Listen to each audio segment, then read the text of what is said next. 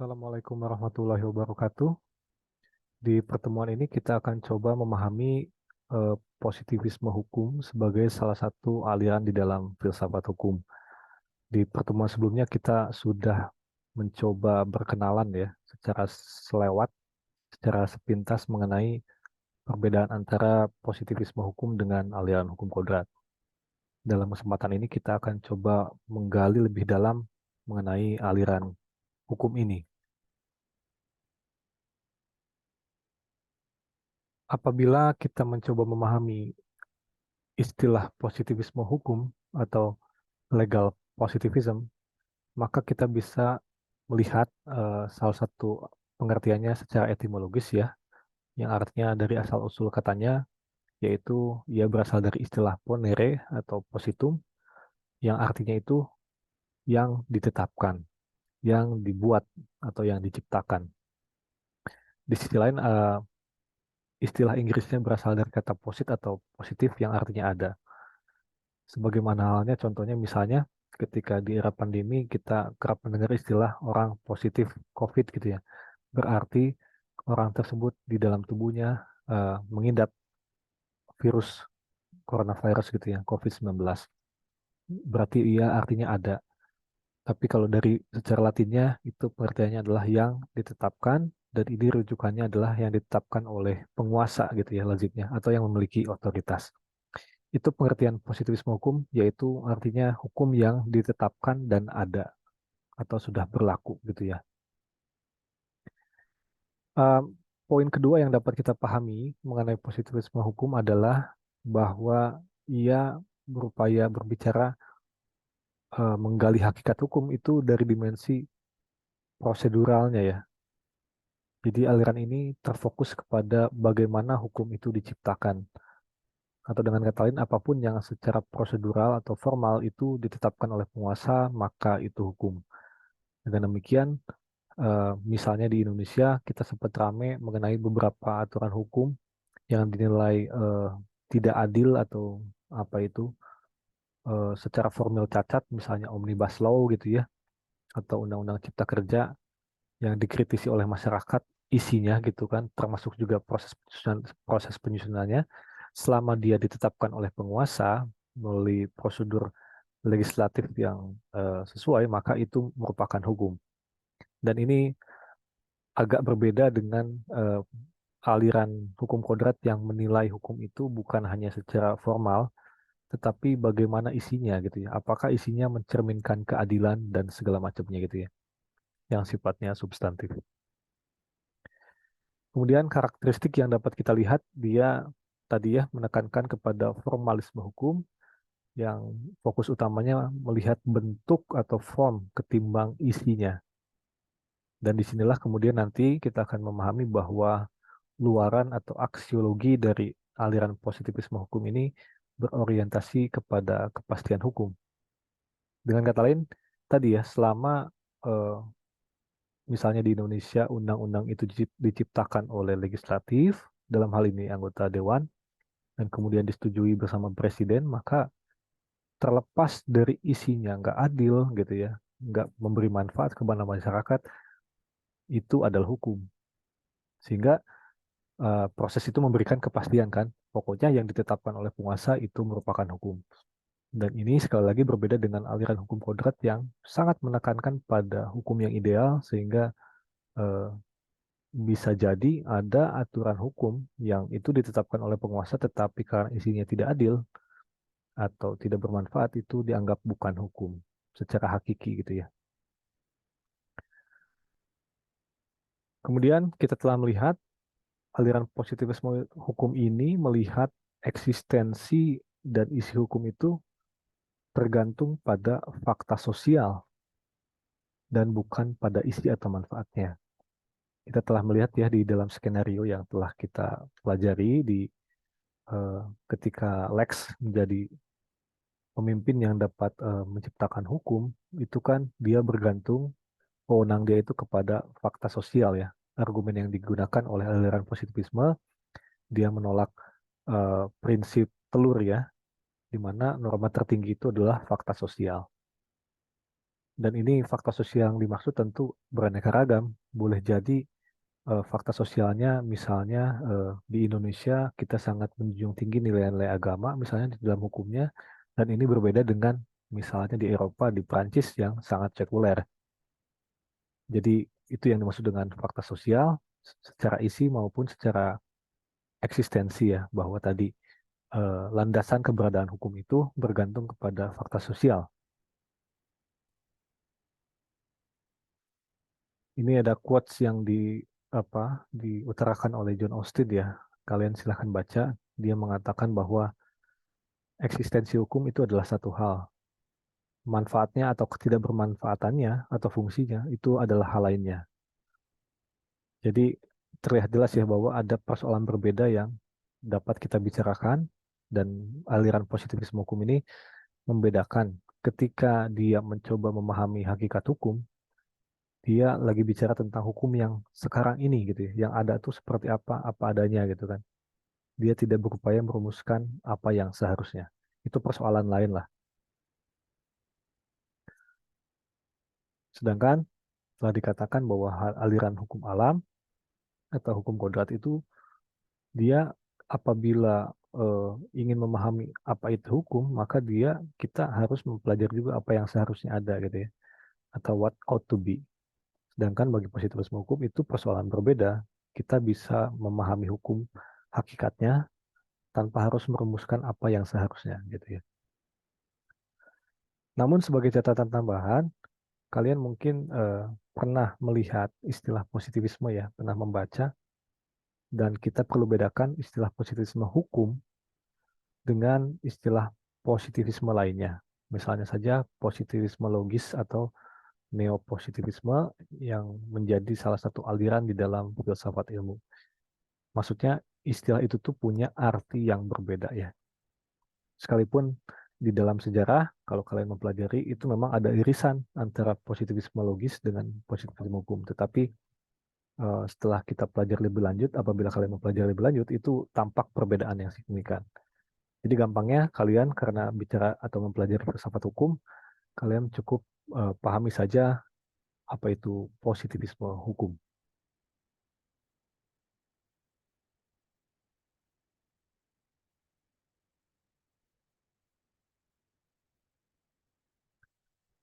Kemudian apa perbedaan di antara para positivis ya? Ini ada ungkapan yang diberikan oleh Joseph Pras mengenai perbedaan pandangan di antara positivis. Berarti kita bisa memahami di sini bahwa aliran positivisme itu ada beberapa aliran juga di dalamnya gitu ya, atau ada beberapa tokoh yang mengajukan pandangan-pandangannya. Apabila kita apa pahami poin ini, kita coba terjemahkan, maka intinya eh, bahwa apa itu hukum dan apa yang bukan adalah perkara fakta sosial. Nah, yang saya beri garis bawah itu yaitu fakta sosial di sini, para pemikir positivis itu memiliki pandangan berbeda dengan apa yang dimaksud dengan fakta sosial. Tapi semuanya sependapat bahwa eh, apa itu landasan terdasar bagi eksistensi hukum itu fakta sosial, bukan fakta moral sebagaimana diungkapkan oleh pemikir di aliran hukum kodrat.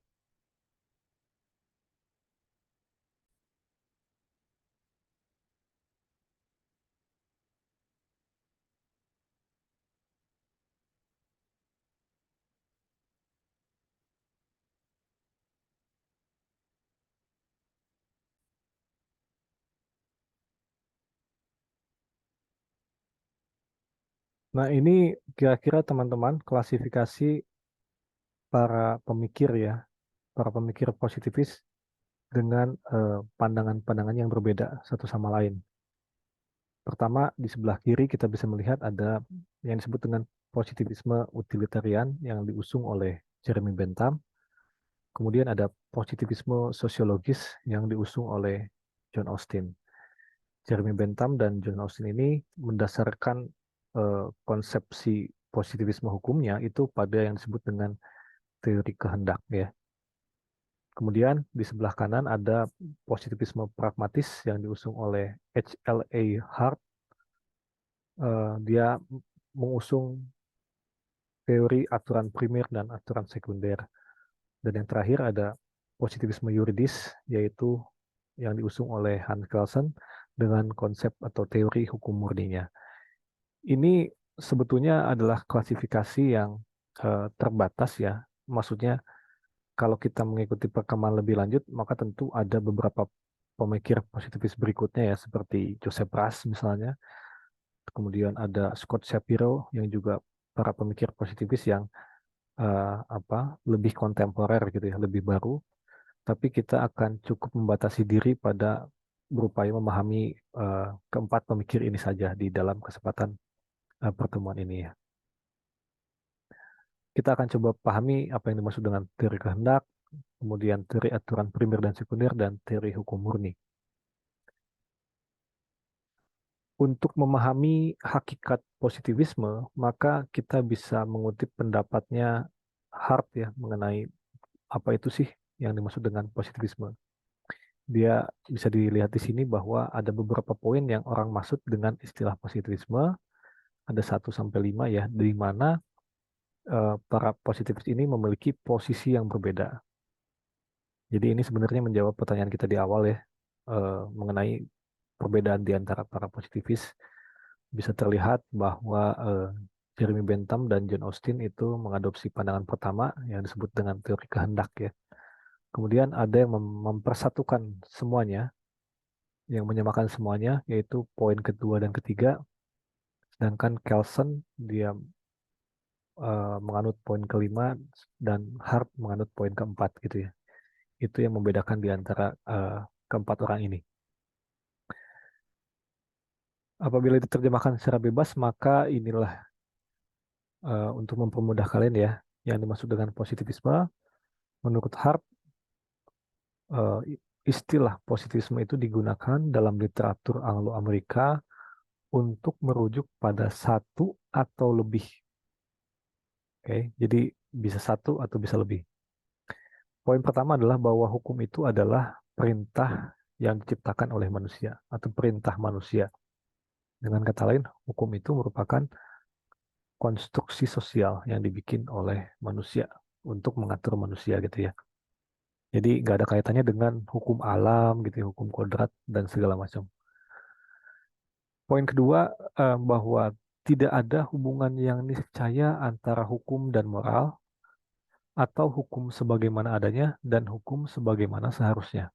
Jadi aliran positivisme ini memahami hakikat hukum gitu ya, ketika dia berupaya menggali apa sih sebetulnya hakikat hukum itu, maka mereka berpandangan bahwa nggak ada hubungan yang niscaya antara hukum dan moral. Kan kalau di dalam hukum kodrat itu, apa itu hukum hanya dapat kita jawab apabila kita memahami apa itu yang seharusnya, which is moral gitu ya. Bagi mereka nggak ada tuh hubungan yang niscaya gitu ya. Jadi seperti tadi saya telah berikan contohnya, misalnya eh, di zaman era ketika Hitler berkuasa misalnya, di dalam kepemimpinannya eh, mengusung konsep Nazi gitu ya, yang sangat rasis, itu menurut aliran hukum kodrat kan akan dianggap sebagai bukan hukum ya, tetapi bagi aliran positivisme, sekalipun itu diakui jahat, ia tetap hukum karena diciptakan oleh yang berkuasa gitu ya kira-kira. Jadi intinya nggak ada tuh hubungan yang niscaya antara hukum dan moral. Jadi hukum itu belum tentu bermoral kira-kira gitu ya, dan tetap menjadi hukum. Kemudian poin ketiga bahwa analisis mengenai konsep hukum itu harus dibedakan katanya. Walaupun kata dia sama sekali tidak bertentangan sih, maksudnya teh nggak niscaya bertentangan, tapi harus dibedain dengan penyelidikan sejarah, sosiologis, maupun penilaian kritis terhadap hukum berdasarkan dengan moral dan tujuan dan fungsi sosial hukum. Jadi intinya gini, gampangnya adalah untuk memahami hakikat hukum bagi para positivis, kita itu nggak perlu memahami gimana sejarahnya, gimana kondisi sosiologis dari hukum, ataupun pandangan-pandangan kritis, dan seterusnya.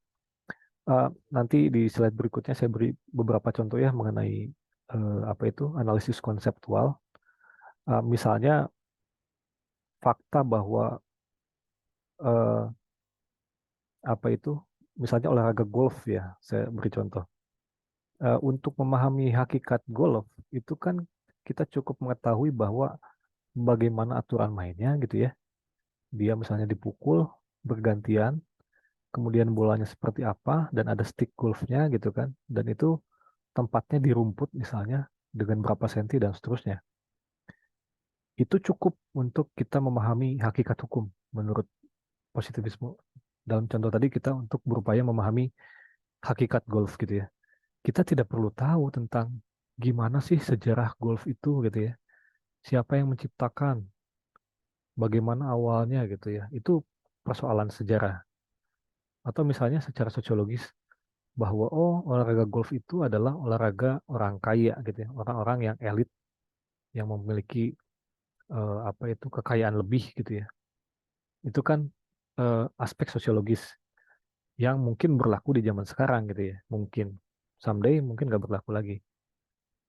Dan seterusnya. Itu adalah persoalan yang menurut para positivisme itu ibaratnya ditangguhkan gitu ya, nggak ada kaitannya. Sedangkan tadi ya, kalau di aliran hukum kodrat, dia akan mengkaitkan persoalan moral, fungsi sosial, dan seterusnya mengenai hukum. Kemudian poin keempat bahwa sistem hukum itu adalah sistem logis yang tertutup, yang mana keputusan-keputusannya itu dapat disimpulkan dari aturan-aturan hukum yang telah ditentukan sebelumnya dengan cara-cara yang logis. Gitu ya. Nanti kita akan melihat bagaimana aturan hukum itu tertutup dalam arti misalnya di Indonesia kita paham bahwa tadi ya yang berwenang bikin undang-undang itu legislatif bersama presiden dan wewenang menyusun undang-undang itu berasal atau berdasarkan dari undang-undang dasar yang memberi wewenang kepada legislatif dan presiden. Gitu ya. Itu kan tertutup udah gitu ya. Nggak ada persoalan-persoalan di luar itu gitu ya. Yang memberikan mereka wewenang itu nggak ada selain dari itu. Dia sifatnya logis gitu ya. Kemudian poin kelima bahwa penilaian moral itu tidak dapat ditetapkan sebagaimana pernyataan-pernyataan fakta melalui argumen rasional, apalagi dapat dijadikan bukti. Nah ini eh, sebetulnya teman-teman ini merupakan klaim yang sifatnya itu dikaji di dalam etika ya, yang disebut dengan aliran non-kognitivisme. Agak panjang penjelasannya, tapi apabila saya coba sederhanakan, kalau kalian masih ingat di dalam kajian logika, kita mengetahui ada yang disebut dengan proposisi.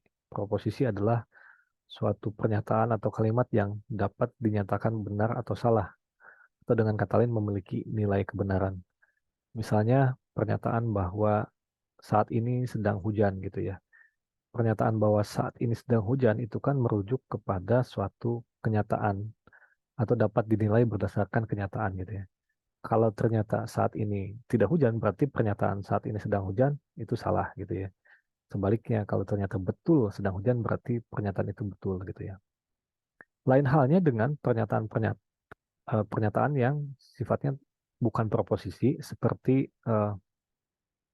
misalnya pernyataan perintah gitu ya, kalimat perintah. Misalnya, tolong ambilkan pensil itu gitu ya. Pernyataan tolong ambilkan pensil itu kan dia tidak merujuk kepada satu kenyataan. Nggak bisa diputuskan benar atau salah sebagaimana halnya tadi ya, bahwa saat ini sedang hujan itu mah bisa diuji gitu kan. Tapi kalau tolong ambilkan pensil saya itu kan perintah. Demikian pula dengan pertanyaan gitu ya. Pertanyaan bahwa kenapa kamu nggak hadir kuliah? Itu kan suatu kalimat yang tidak mengklaim sesuatu tentang dunia gitu kan. Nah, di dalam eh, menurut aliran non-kognitivisme, pernyataan-pernyataan etika pun demikian juga. Pernyataan seperti membunuh itu adalah sesuatu yang jahat gitu ya, atau merupakan keburukan. Itu menurut aliran non-kognitivisme tidak dapat diputuskan benar atau salah, sebagaimana halnya tadi ya, sebagaimana halnya ekspresi gitu kan, atau apa eksklamasi gitu ya, perintah dan pertanyaan. Eh, eh, Sebagaimana halnya kita bisa membayangkan bahwa di dalam kenyataan pun di dalam hukum pembunuhan itu tentu saja apabila disengaja gitu ya itu dapat melahirkan pertanggungjawaban hukum gitu ya. Apabila niat seseorang itu memang jahat. Tapi dalam skenario-skenario tertentu, dalam keadaan terpaksa misalnya, orang itu diperbolehkan gitu ya, melakukan hal tersebut untuk mempertahankan diri. Jadi ini yang dimaksud dengan penilaian moral itu tidak dapat ditetapkan dalam arti benar atau salah karena dia bukan merupakan suatu proposisi logis. Ini 5 klaim yang akan kita coba lihat, kita pahami satu-satu ya, dengan menyesuaikan kepada eksponen atau para pemikir yang mengusung pandangan tersebut.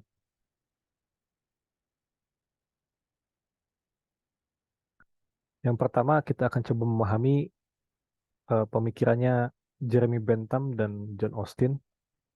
Pertama, perlu diungkapkan bahwa Jeremy Bentham ini bisa dikatakan sebagai gurunya dari John Austin ya. Dengan kata lain, John Austin berutang sangat banyak kepada Jeremy Bentham mengenai konsep teori kehendak atau sanksinya. Tetapi apabila kalian membaca lebih detail, sebetulnya pemikiran Jeremy Bentham itu jauh lebih luas ya. Dia tidak hanya membahas konsep ini, tetapi juga membicarakan sistem hukum dengan filosofi yang dikenal, yang diusung olehnya yaitu utilitarianisme gitu ya. Tetapi dalam hal ini kita akan lebih sempit memahaminya dalam arti kita akan menyamakan saja ya, menyamakan bahwa pandangan Austin dan Jeremy Bentham ini sama, khususnya dalam hal teori kehendak atau sanksi. Dikatakan bahwa tadi ya oleh eh, HLA Hart bahwa hukum itu adalah perintah yang diciptakan oleh manusia. Kalau kita coba rumuskan secara sederhana, maka hukum menurut para kedua tokoh ini adalah isinya itu rumusnya aturan, rules, ditambah kedaulatan. Kita akan coba pahami ya dua istilah yang dimaksud dengan apa aturan dan apa kedaulatan menurut kedua tokoh ini. Pertama, aturan itu adalah perintah. Perintah itu adalah kehendak yang berisi ancaman sanksi. Jadi di satu sisi ada kehendak seseorang, will gitu ya. Katakanlah perintah jangan mencuri, itu kehendak gitu kan ya. Kehendak dari si penuturnya. Tapi itu bukan nggak cukup, dia harus ada ancaman sanksi gitu ya. Jangan mencuri, kalau mencuri saya penjara misalnya. Itu yang dimaksud dengan perintah dalam konsepnya Austin dan Bentham ya. Jadi perintah di sini tuh bukan perintah dalam arti sehari-hari sebagaimana saya perintahkan kalian misalnya mengerjakan tugas gitu ya. Kalau ada sanksi barulah perintah menurut versi mereka. Di mana perintah ini dapat melahirkan kewajiban bagi yang diperintah. Itu poin pertama. Poin kedua, perintah ini bersifat umum, bukan khusus ya. Sebagaimana halnya kita bisa membayangkan di dalam hukum, misalnya kita tahu ada undang-undang. Ada undang-undang yang mengatur bahwa kita tidak boleh melakukan pencurian gitu ya.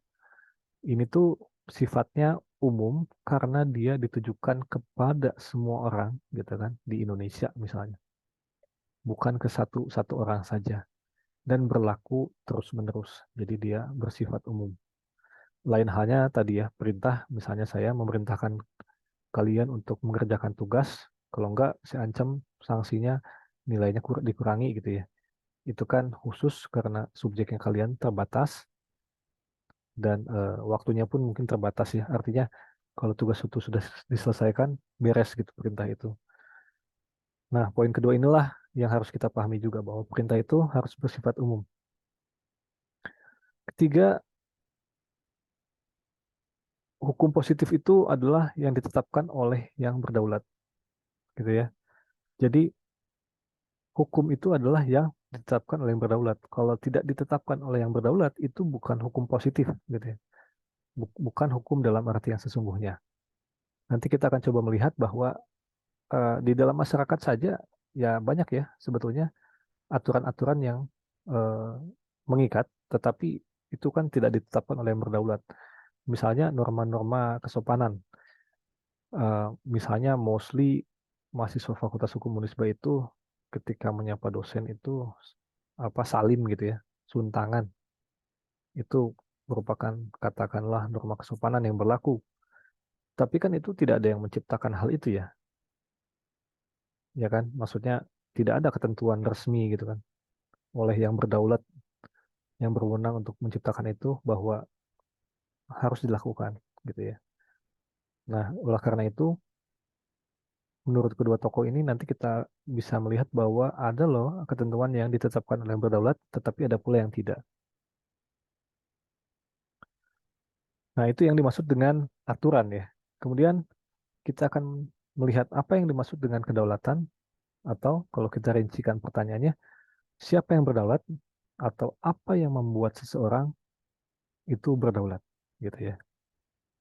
Nah, yang berdaulat itu adalah orang yang terbiasa dipatuhi oleh masyarakat, yang secara habituali, secara kelaziman itu dia biasa dipatuhi oleh masyarakat.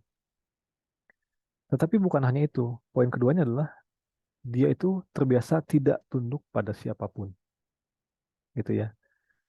Kalau kalian masih ingat di dalam skenario mengenai apa itu asal-usul hukum, di mana Lex menjadi ketua suku yang memiliki kuasa untuk menciptakan hukum, persis dia memiliki kedua hal ini kan. Dia biasa dipatuhi oleh masyarakat gitu kan, masyarakatnya setuju apabila Lex berdiri di singgasana, dia bisa menciptakan hukum dan segala macam gitu ya. Di saat yang sama dia tidak tunduk pada siapapun. Itu yang dimaksud dengan kedaulatan menurut teori kehendak atau sanksi. Lalu bagaimana dengan di Indonesia misalnya? Siapa kemudian yang dianggap berdaulat? Kesan pertama yang dapat mungkin hinggap di benak kita bahwa yang berdaulat itu adalah presiden gitu ya, eksekutif atau DPR, orang-orang yang dapat menyusun undang-undang gitu. Tetapi apabila kita menggali lebih dalam, sebetulnya yang berdaulat di dalam konteks keindonesiaan itu sebetulnya adalah rakyat ya. Kenapa demikian? Karena persis kita bisa membayangkan bahwa DPR dan Presiden punya wewenang tentu karena adanya Undang-Undang Dasar. Undang-Undang Dasar ada karena adanya eh, apa itu niat untuk menciptakan negara. Negara ada karena adanya rakyat gitu ya. Itu yang apa itu bangunan logis yang dapat kita bayangkan apabila kita hendak berupaya memahami siapa yang sesungguhnya berdaulat. Dalam konsep legislatif itu pun sudah diandaikan demikian ya bahwa Dewan Perwakilan Rakyat. Di situ mereka ibaratnya para anggota dewan itu terlepas dari kenyataan yang nggak pernah sesuai dengan keinginan kita gitu ya. Itu kan diandaikan dia membawa mandat dari rakyat gitu kan. Jadi dalam konteks di Indonesia yang memiliki kedaulatan itu adalah rakyat.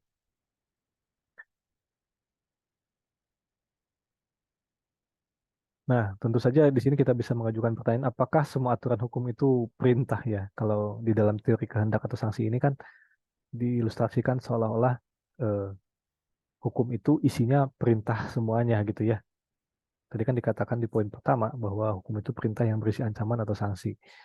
Nah, disinilah sebetulnya Jeremy Bentham itu memiliki pendapat berbeda dari John Austin ya, di mana dia mengenal konsepsi yang disebut dengan aturan yang apa itu memberikan kewajiban atau duty imposing rules atau hukum imperatif sebagaimana halnya perintah, tetapi bukan hanya perintah, ada juga larangan misalnya, gitu ya. Dilarang mencuri, dilarang membunuh itu kan sebetulnya larangan, gitu ya. Itu yang disebut dengan hukum imperatif. Tetapi di saat yang sama, Jeremy Bentham juga mengenal yang disebut dengan hukum permisif atau aturan hukum yang justru alih-alih memerintah atau melarang kita, itu memberikan kita kekuasaan. Istilahnya power conferring rules ya.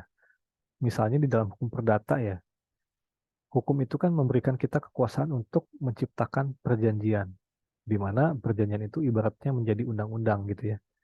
Artinya kalau ada si A dan si B kemudian bersepakat, maka kesepakatan di antara mereka itu ibaratnya adalah undang-undang di antara mereka.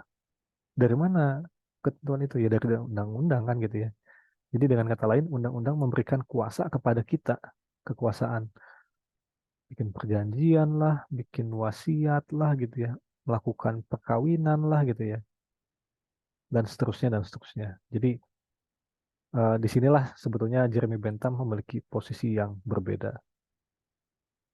Tetapi di slide berikutnya kita akan fokus kepada konsepsi atau gagasan dari John Austin ya.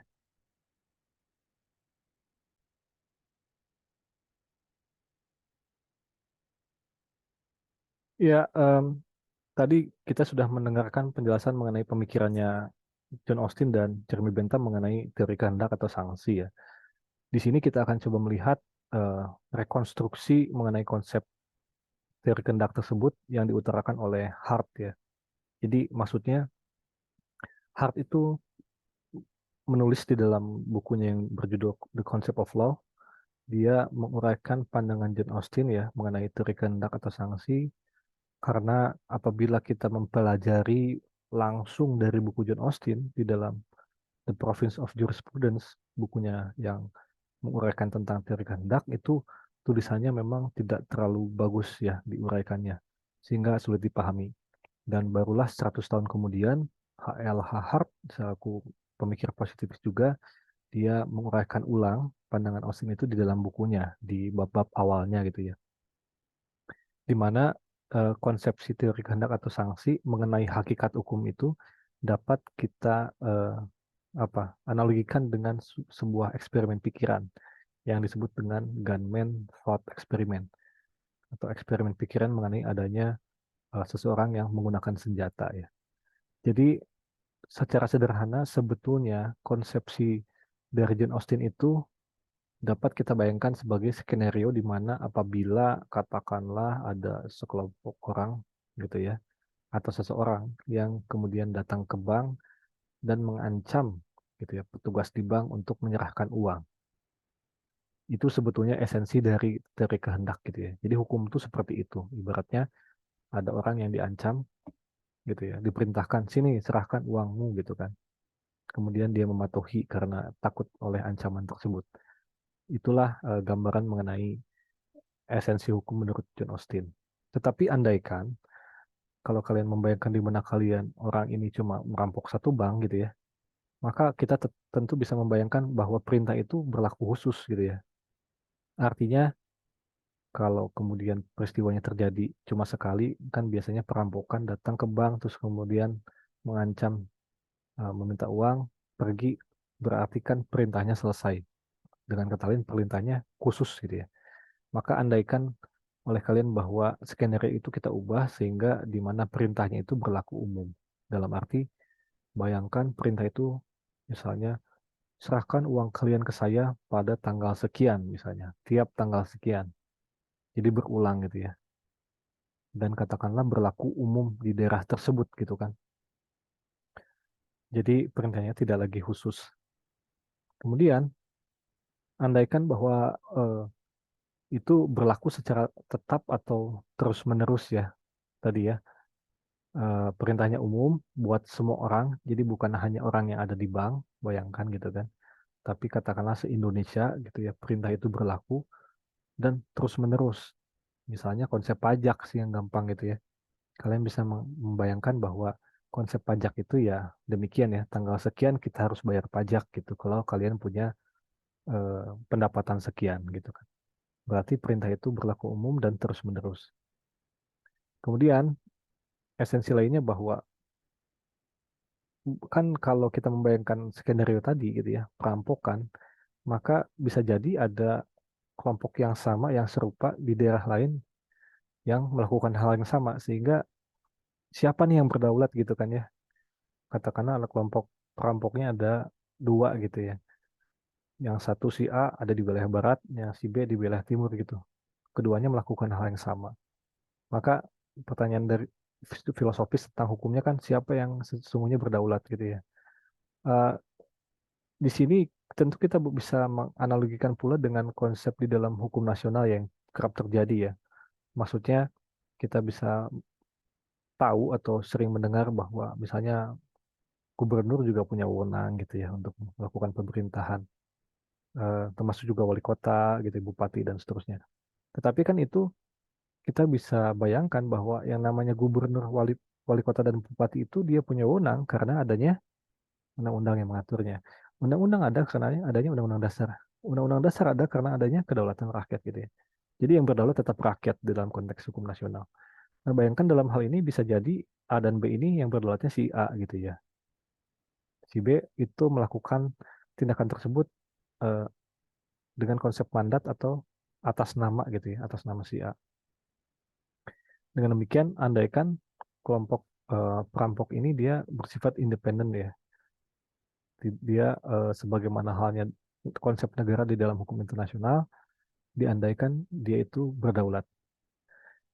Oke, inilah yang dimaksud dengan eh, teori kehendak atau sanksi yang dapat kita bayangkan melalui eksperimen pikiran di dalam gunman gitu ya.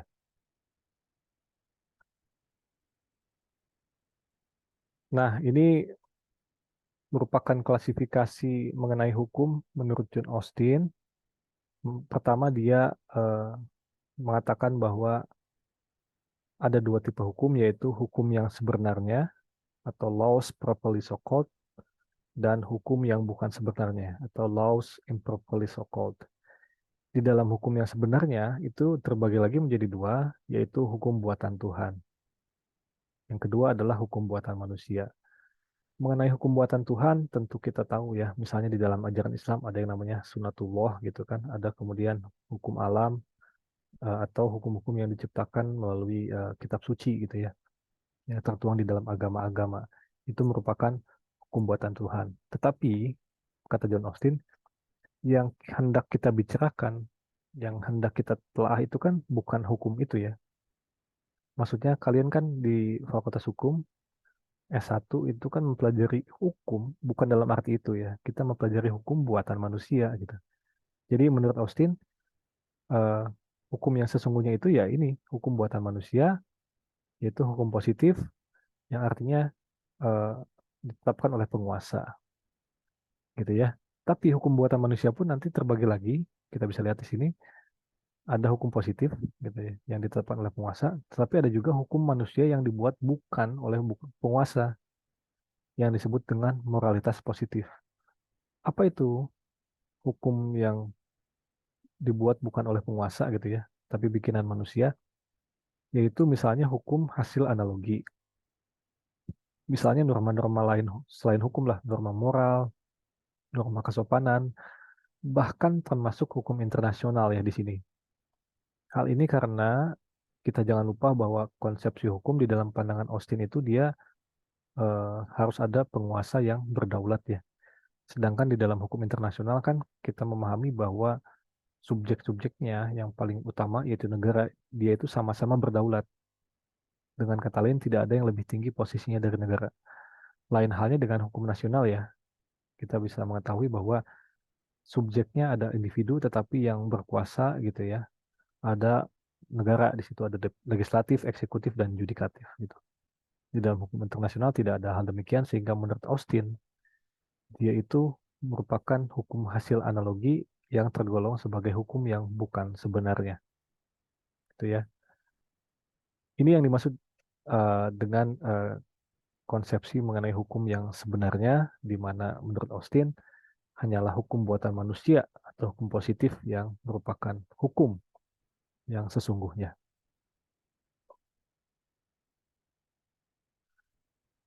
Kemudian kita lanjut ke dalam pernyataan kedua.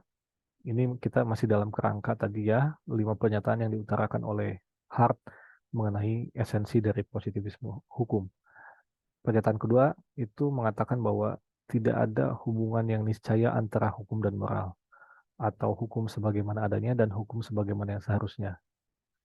Jadi tadi ya saya sudah terangkan bahwa yang dikaji di dalam positivisme itu adalah hukum yang rujukannya adalah fakta sosial, di mana kaum positivis ini mengatakan pertama tidak mesti ada hubungan antara hukum dan moral. Tetapi jangan disalahpahami bahwa aliran positivisme ini alergi dengan moral, tidak ya. Dia tidak mengatakan tidak boleh ada hubungan, melainkan tidak mesti ada hubungan antara hukum dan moral. Dengan kata lain, Misalnya, andai pun ada undang-undang yang isinya jelek, tidak adil, jahat bahkan, itu tetap undang-undang selama dia ditetapkan oleh penguasa gitu ya. Karena ya tidak mesti ada hubungan antara hukum dan moral. Tetapi kalau misalkan ada ya boleh, tentu saja gitu ya. Kedua, hukum sebagaimana adanya dan hukum sebagaimana yang seharusnya adalah dua persoalan berbeda gitu ya. Jadi jangan disalahpahami bahwa para positivisme ini dia hendak menciptakan hukum yang steril dari moral gitu ya. Tidak ya. Dia cuma lagi berupaya menerangkan faktanya hukum itu begini gitu ya. Misalnya di kelas saya pernah memberi contoh, faktanya manusia itu bisa jahat dan baik. Itu kan fakta itu bukan berarti saya mendorong biar kalian boleh jahat, enggak ya. Tapi faktanya manusia itu bisa jahat, bisa baik. Ya, itu yang dimaksud dengan teori pemisahan atau tesis ya, klaim mengenai pemisahan hukum dan moral. Kemudian poin ketiga ini berkaitan dengan teori hukum murni yang diutarakan oleh Hans Kelsen ya. Eh, Poin ketiga ini mengatakan bahwa analisis pembelajaran atas makna konsep-konsep hukum itu harus dibedakan tadi ya dengan penelusuran historis, sosiologis yang kritis, apalagi berdasarkan pada moral-moral tertentu gitu ya. Jadi positivisme hukum itu rumusnya adalah analisis konseptual terhadap konsep-konsep hukum. Jadi para positivis ini dia berupaya cuma ditugasin untuk mencari hakikat esensi dari hukum gitu. Nah, untuk mengetahui hakikat atau esensi dari hukum, kata para positivis, ini harus dibedakan dengan analisis yang sifatnya historis, sosiologis, dan kritis. Tadi saya memberi contoh, misalnya olahraga golf. Untuk kita melakukan analisis konseptual, maka menurut para filosof positivis ini, kita hanya cukup mengetahui apa sih hakikat dari olahraga golf gitu ya. Apa yang membuat olahraga golf itu menjadi olahraga golf. Misalnya olahraga golf itu dilakukan di rumput misalnya. Kemudian bolanya seperti ini, warna putih gitu ya, bulat. Kemudian ada stick golfnya berbentuk seperti ini gitu. Itulah esensi yang harus ada di dalam konsep golf misalnya. Dan dengan segala peraturan-peraturannya. Persoalan bahwa misalnya, oh secara historis olahraga golf ini diciptakan oleh orang Amerika, misalnya di Eropa dan seterusnya, itu persoalan lain. Atau misalnya fakta sosiologis bahwa olahraga golf ini hanya dimainkan oleh orang-orang elit yang kaya gitu ya, orang-orang yang miskin tidak mampu gitu dan seterusnya. Itu kan persoalan lain ya. Nah, itu yang dimaksud dengan teori pemisahan tadi gitu ya, atau yang dimaksud dengan analisis konseptual.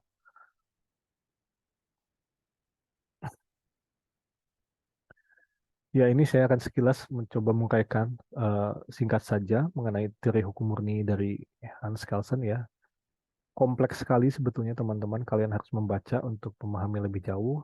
Di sini saya hanya akan mengungkapkan konsepsi yang dikenal sebagai Grundnorm atau basic norm yang apa itu populer dikenal oleh para penstudi hukum ya.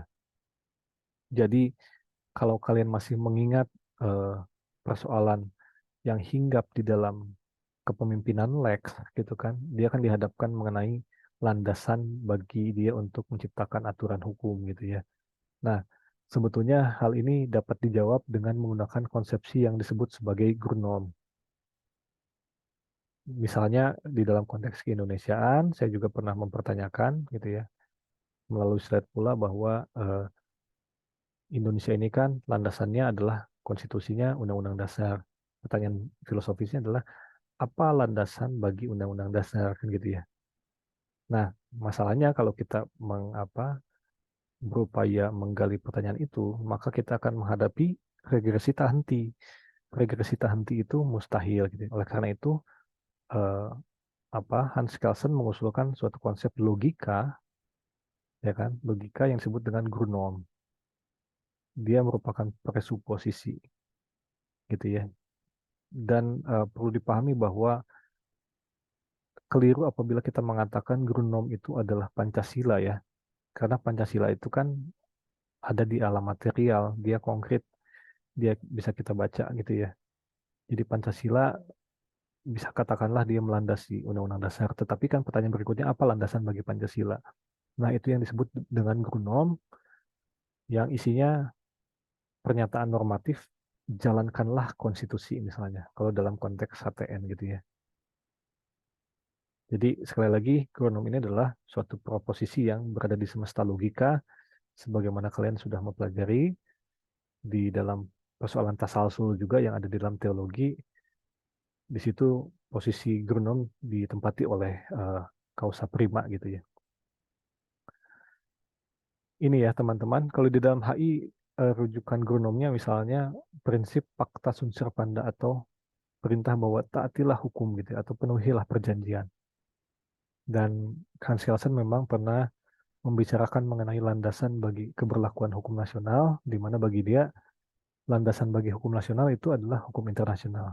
Jadi justifikasi logis bagi konstitusi atau konsep hukum nasional itu adalah eksistensi hukum internasional, gitu ya. Eksistensi hukum internasional berlandaskan kepada yang disebut dengan basic norm atau Grundnorm, dan ini semesta logika. Dengan demikian kita terhindar dari persoalan tasalsul ya atau regresi tahanti.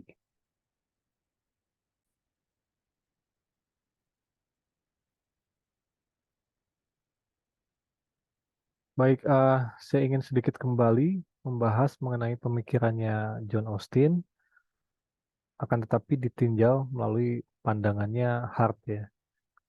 Apabila kita masih ingat di dalam paparan mengenai Austin bahwa esensi atau hakikat hukum itu seolah-olah isinya hanyalah aturan dan kedaulatan gitu ya. Aturan di situ dimaknai sebagai perintah yang disertai dengan ancaman atau sanksi. Masalahnya, menurut Hart ada jenis-jenis hukum lainnya yang isinya itu bukanlah perintah ya. Pertama adalah hukum yang memberi kuasa atau power conferring laws atau hak ya. Dan ini sebetulnya sudah juga dikatakan oleh Jeremy Bentham ya. Jadi yang namanya hukum itu isinya bukan cuma perintah atau larangan, tetapi ada juga yang memberi kita hak gitu ya atau kekuasaan untuk menciptakan perjanjian, untuk melakukan perkawinan dan lain sebagainya. Inilah konsep hukum yang salah satu yang tidak dibahas ya di dalam konsep John Austin. Kemudian ada juga hukum kebiasaan. Hukum kebiasaan ini dia tidak diciptakan oleh penguasa. Sebaliknya dia justru eksis karena adanya kebiasaan-kebiasaan yang dilakukan oleh masyarakat gitu ya, melalui praktik-praktik sosial kesehariannya. Dan itu somehow mengikat kemudian gitu. Mengikatnya ya organik gitu ya. Dia tidak ditetapkan dari atas ke bawah, melainkan justru dari bawah ke atas, bottom up, alih-alih top down gitu ya. Nah, ini pun tidak apa disebut ya di dalam konsepsi teori perintahnya ala John Austin terutama. Kemudian persoalan ketiga, hukum itu mengikat yang memberi perintah kan ya. Sekalipun yang menciptakan undang-undang itu adalah DPR dan Presiden, kan isinya tetap mengikat juga ya anggota DPR dan Presiden. Sementara di dalam pandangan Austin kan aturan hukum itu adalah aturan dari yang berdaulat. Yang berdaulat itu adalah orang yang terbiasa ditaati dan tidak biasa mentaati yang lain gitu kan. Masalahnya dengan demikian konsepsi dari Austin itu seolah-olah ada penguasa yang melampaui hukum, sedangkan hukum itu tidak begitu. Nah, ini celah lainnya ya di dalam konsepsi pemikiran John Austin. Kemudian yang keempat, eh, hukum yang tak dipahami oleh membuatnya. Maksudnya begini, teman-teman. Misalnya saja Omnibus Law. Omnibus Law itu kan banyak sekali ya undang-undangnya dan pasalnya banyak. Atau misalnya Undang-Undang Cipta Kerja, pasalnya banyak sekali. Itu niscaya tidak akan dipahami isinya satu persatu oleh para anggota dewan sekalipun, maupun pemerintah yang menciptakannya gitu ya. Atau nggak niscaya ya, saya tidak mengatakan pasti nggak paham, tapi nggak niscaya dipahami gitu ya, belum tentu dipahami. Dengan kata lain, poin ini bahwa hukum itu bisa berlaku bahkan tanpa si perumusnya itu memahami betul gitu ya, hakikat hukumnya, satu-satu gitu kan hafal. atau misalnya undang-undang ITE itu bisa jadi kan merupakan bukti bahwa perumus undang-undang di Indonesia ini nggak memahami akibat yang diciptakannya dengan menyusun pasal-pasal tertentu, khususnya kalau nggak salah pasal 27 ya mengenai undang-undang ITE yang kerap digunakan oleh orang lain untuk mempidanakan orang lain atas informasi yang diberikan gitu ya. Nah, jadi poinnya adalah sedangkan menurut Jane Austen ya hukum itu adalah perintah kan gitu ya. Perintah itu berarti kan dikehendaki oleh si penguasanya. Nah, lagi-lagi konsepsi John Austen melalui teori perintahnya itu tidak sesuai dengan kenyataan hukumnya. Setidaknya dari 4 jenis hukum ini. Ini kritik yang pertama dari Hart. Kritik berikutnya adalah kita masih ingat ya skenario Lex ini di gambar ini di dalam konsepsi Austin sekali lagi hukum didefinisikan sebagai aturan yang isinya perintah yang perintah itu disertai dengan sanksi atau ancaman ya dan kedaulatan. Kedaulatan ini tadi ya kita sudah memahami dia adalah orang yang terbiasa dipatuhi dan di saat yang sama tidak terbiasa untuk mematuhi yang lain dan itu didasarkan pada fakta sosial di dalam masyarakat. Memang masyarakat terbiasa mematuhi yang berdaulat gitu ya. Problemnya eh, kita melihat bahwa di dalam skenario ini Lex kan tadi mati ya, kemudian diteruskan oleh si positif.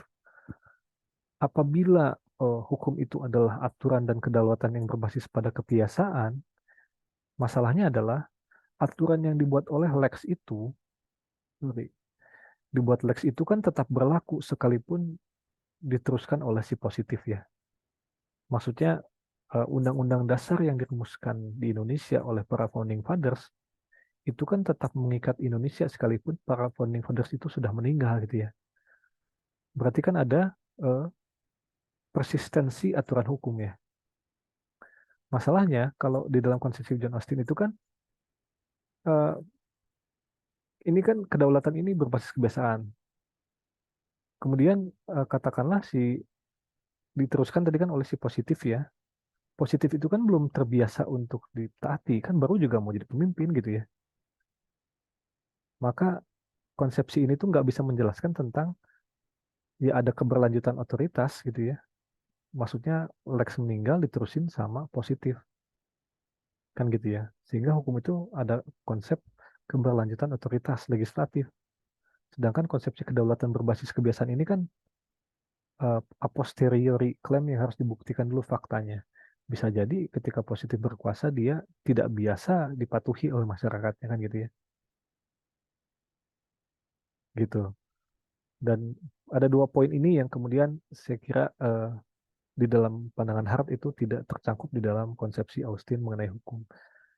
Dari argumen itulah kemudian pertama Hart membuktikan bahwa konsepsi John Austin keliru gitu ya, gugur dihancurkan. Tapi di saat yang sama Hart juga mengajukan konsepsi atau teori hukumnya.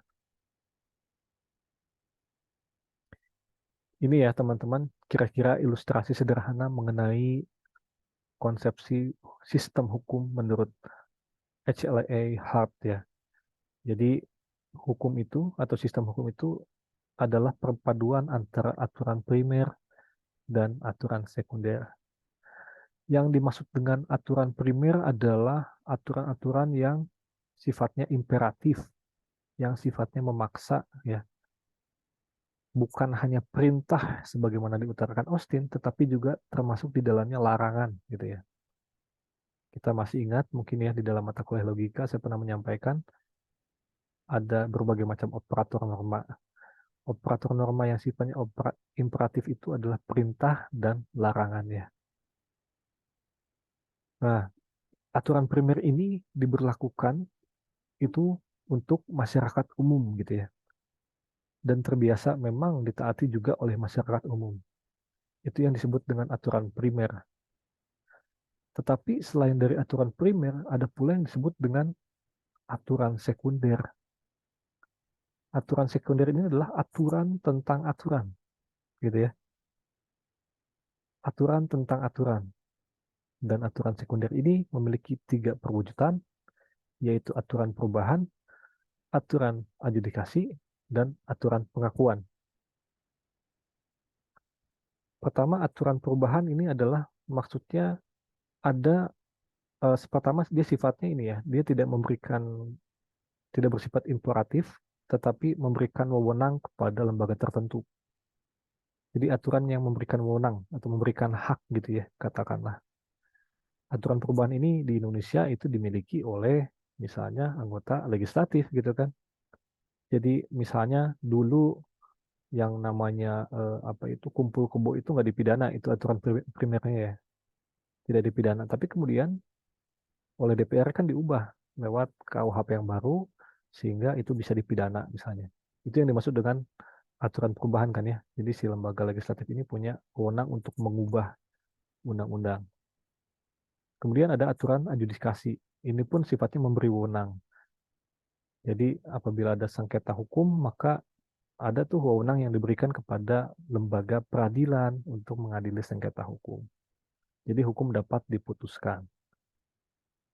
Dan kemudian ada aturan pengakuan. Aturan pengakuan ini agak abstrak. Jadi ini tuh aturan yang ditujukan hanya kepada para pejabat ya, para ofisial, para penegak hukum lah, katakanlah, termasuk juga anggota dewan ya dalam hal ini. Jadi aturan pengakuan ini adalah aturan yang dapat merekognisi aturan mana yang berlaku sebagai hukum.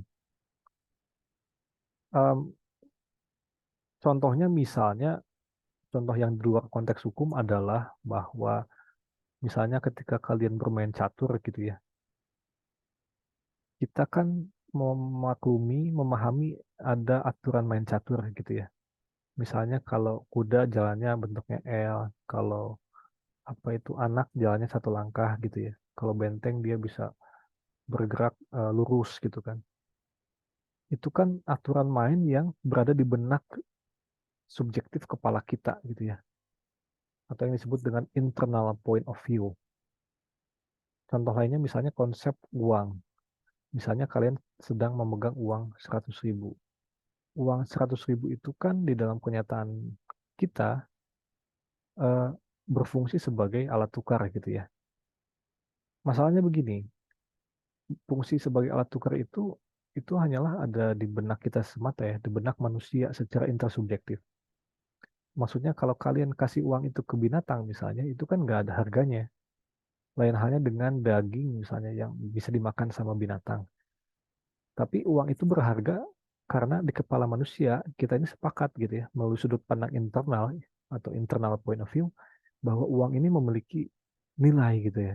Sehingga dengan demikian kita menciptakan fiksi sosial bahwa uang ini berharga dan itu bisa digunakan untuk pertukaran. Nah, itulah yang dimaksud dengan aturan pengakuan itu. Jadi dia adalah konsepsi yang ada di benak si para ofisial, para pejabat ya, ketika menentukan mana aturan yang berlaku, gitu kan. Ini yang apa konsepsi aturan sekunder inilah yang saya kira sifatnya revolusioner ya di dalam memahami hakikat hukum tuh dia harus ada aturan sekunder. Kalau hanya ada aturan primer, maka pertama dia bisa menimbulkan ketidakpastian. Misalnya saja eh, selain norma hukum ya kita mengetahui norma kesopanan tadi ya saya beri contoh. Misalnya di zaman sekarang itu eh, apa? Misalnya nggak sopan kalau kalian pakai topi di dalam kelas bisa mahasiswa itu ya. Itu norma kesopanan. Tetapi bisa jadi kan eh, ada yang berpendapat bahwa oh enggak boleh kok gitu ya menggunakan topi di dalam kelas. Nah itu kan timbul ketidakpastian. Pertanyaan hukumnya bagaimana kita memutuskan aturan yang berlaku apabila tidak ada aturan sekunder.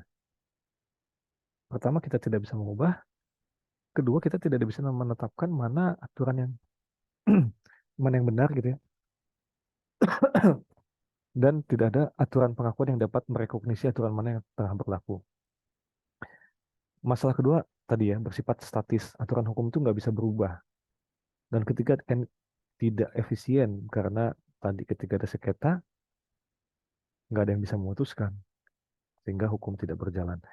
Nah, jadi inilah menurut Hart bahwa agar sesuatu itu dapat dikatakan sebagai legal system atau sistem hukum, maka dia harus memiliki aturan primer dan aturan sekunder. Demikian, terima kasih atas perhatiannya. Wabillahi taufiq wal hidayah. Assalamualaikum warahmatullahi wabarakatuh.